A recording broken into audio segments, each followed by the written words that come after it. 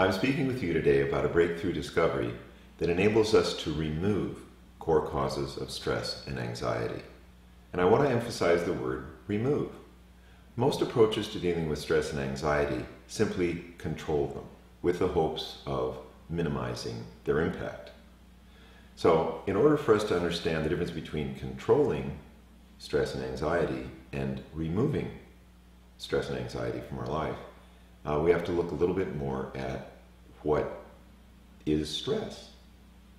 Stress as a word really didn't exist until the middle of the 20th century, and it came out of the work of Dr. Hans Selye, who was a physician and researcher that worked in Canada.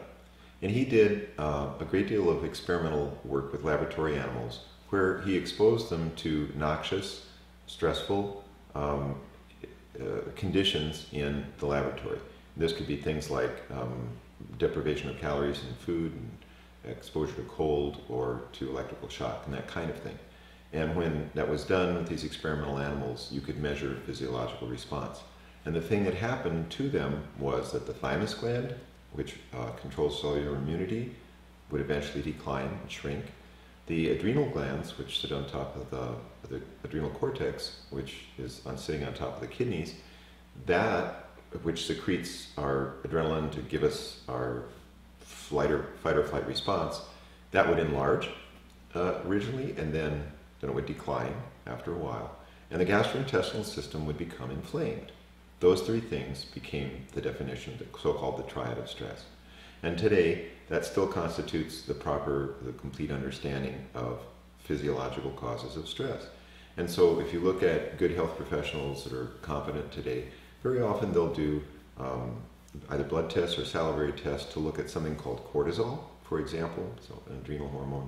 And they'll look at the pattern of how cortisol regulates, which cortisol should be spiking up in the morning to give us lots of energy and declining at night so that we can go to bed. And it's reversed in some people, in fact in quite a number of people, or the response is actually just kind of flat. And so people just are kind of worn out.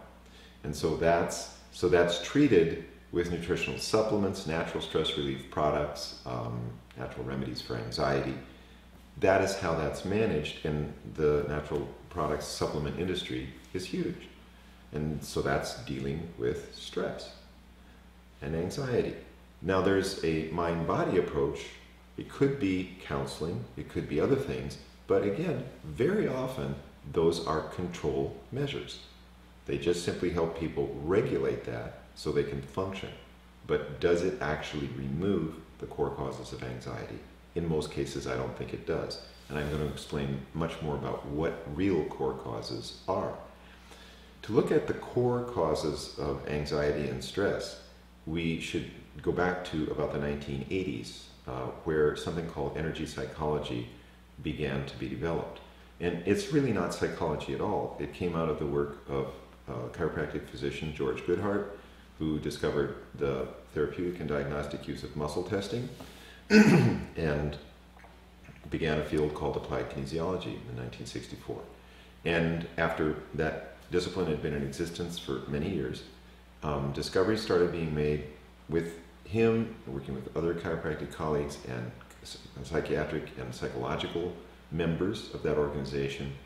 They began to realize that you could evaluate the structural system with neuromuscular testing, and you could actually find out what was going on in the unconscious mind. And out of that was born something called energy psychology. It is a huge discovery, and I wish everyone knew what it is, what it can show us. Because it can show us if we have a core cause that is likely responsible for our anxiety or stress. We can do a procedure and then retest and find out if that core cause is gone. So there were physical techniques, hands-on techniques, ways of tapping acupuncture points, ways of doing work with the cranium, the skull, and various different physical methods for changing the response when we do something called semantic screening. Semantic screening is repeating a phrase and then watching what the neuromuscular response is. So let's say, for example, the phrase, I allow myself to receive love, which is an extraordinarily important thing that should be happening in our life. When I screen new patients, I do that on everyone, and I find that many people do not allow themselves to receive love. Would that be a cause of enormous stress? And the answer is yes. Would you be aware of it? In most cases, no. Some people are aware of it, but in the vast majority of cases, the things that we'll be describing, that's why I said it's breakthrough. Is this breakthrough because people aren't aware of it. And once you become aware of it, it's like, oh my gosh, this is huge. So, okay, I'm not allowing myself to receive love? Are you kidding? That's crazy. How could that be? And it is. And we administer something or do a procedure or do a chant or a prayer or go to a stress reduction seminar or go to a motivational seminar, and I don't care what you do something and then remeasure it a day later, a week later, and see if something that you did allowed you to receive love. You weren't receiving it, and then you were receiving it. So I began extensively looking at that whole phenomenon around the turn of the millennium. And at that time I had a revelation, and I described that in this the book that was just published in 2014 called The Floral Hand of God, Secret Healing Codes of Flowers Revealed. And I'm delighted with that because it really gives us details about how this whole wonderful field of so-called energy psychology developed and the huge implications and how it can help to change our life, because we can identify the core causes of anxiety and stress and we can measure when they're gone. This is breakthrough, and it truly, that's the proper word, because once you understand it, it's life-changing.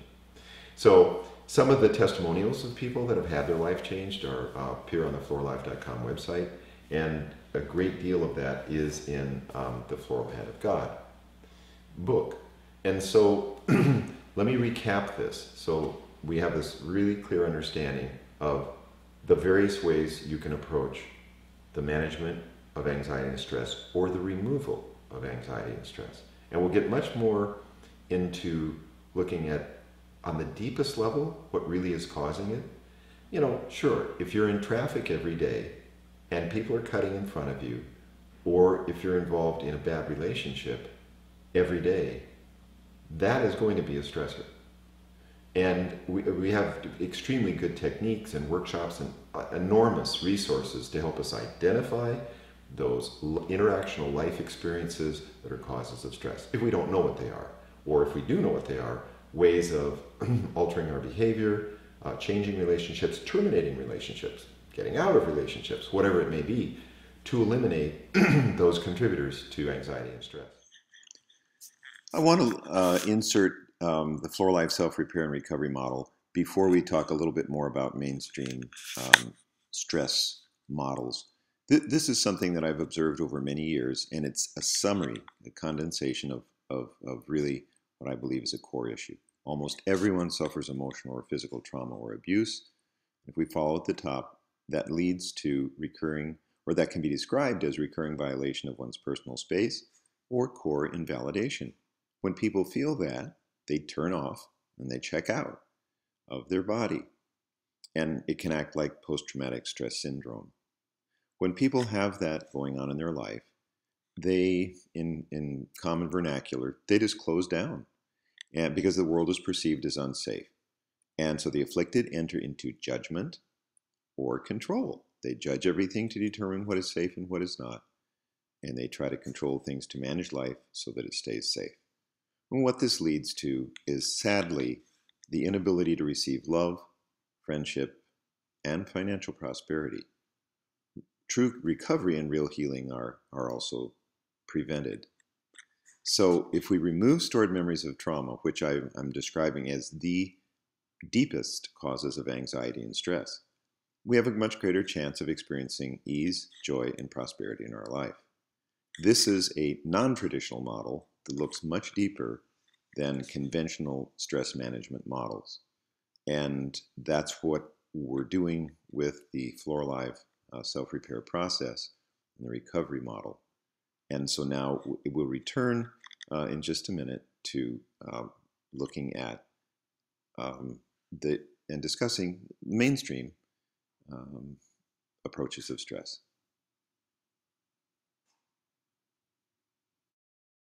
It is the hidden stuff that really is probably the largest contributor to our deepest anxieties and stress. And that's what, again, that's breakthrough if you understand what they are. And it turns out, amazingly, that this process that I've called the Floral Life transformation process, it enables us to discover stuff that we never knew was there because, and I'll describe how later, the Floral Life flowers in this Floral Life transformation process that I teach to practitioners and is available for in workshops and is described in the book. It enables us to find these, to administer quantum frequencies from flowers, which I'll be describing later, and then to measure if those frequencies, which act like liquid software for the mind, overwrite and eliminate, just like if you load in a new program into a defective program, then it overwrites it and the new program is clear. That's how these quantum flower frequencies, made from uncut living flowers, seem to be acting. They act like liquid software for the mind. They reset us. They get rid of what we have as stored memory. And therefore, at the deepest level, they can remove core causes of anxiety and stress. So let's take an example of going to a good health professional and you tell a fellow, hey, doc, I'm very tired, I'm feeling very stressed, what can you do to help me? So as I said before, if it's done well, they can do some salivary or blood testing. That's a medical model. If it's a chiropractor or an acupuncturist, they can look for balancing in the body or imbalance in the body. Like, for example, if you make an appropriate chiropractic adjustment that's well done and specific, that the body needs, and we can measure that through applied kinesiology, does the body really need that intervention? If you make that, it can have profound impact on the body. However, and the same thing is true with acupuncture. If somebody does good pulse diagnosis and good diagnosis in Oriental medicine, they can really see where the imbalances are. They can administer a treatment, and it can produce a profound balancing effect. Here's the problem, and this is in our discipline of applied kinesiology. It's become sort of a funny, not funny, but it's just that, the little punctuation point at the end. Interesting therapy, how long does it last? Okay, you adjust the person, they feel fabulous. Do they feel fabulous for a day, for a week, or for a month, or forever? And most of the time, most of us that do good work, we see it varies. But if we're lucky, if we just give a simple physiological adjustment, great acupuncture, proper spinal adjustment, good cranial therapy, many different kinds of potentially Reiki or Qigong, anything that balances and regulates the body field, the person can feel good for a period of time, but there will be recidivism. There will be sliding backwards. It won't last that long. And the question is why? It's like whether you use a little patch, a little temporary fix in a very bad computer system. Well, that temporary fix won't last long, and all of a sudden the whole thing's going to crash. And the same thing happens in the body. If we don't deal with the core cause and actually put in clean software, overwrite what's not working, the system will eventually fail. And that's what happens in most mainstream anxiety and stress reduction protocols. It gives temporary relief. We take supplements, we do supportive things, and then if we don't get rid of the core causes, it comes back again. So breakthrough means that we found something that actually provides a permanent change. The schematic of the Floral Life transformation process is really describing something truly unconventional. It came about in workshops in different parts of the US and actually in different countries. And so I have a great deal of confidence that it is true, but it certainly is unconventional. The reason that it's unconventional is it was developed by people with extrasensory perception, advanced level sight, people that can simply see things that other people can't. Sometimes they're described as psychics, but I don't like that word because it has a lot of negative connotations.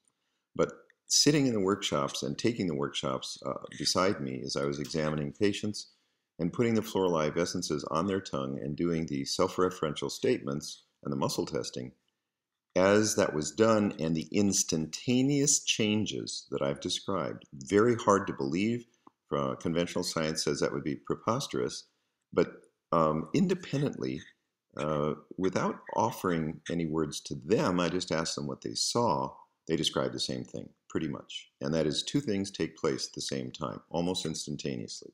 When the drops go in a person's mouth and the person is exposed to that field energy, it connects them to highly coherent New Earth domains. That's on the right-hand side.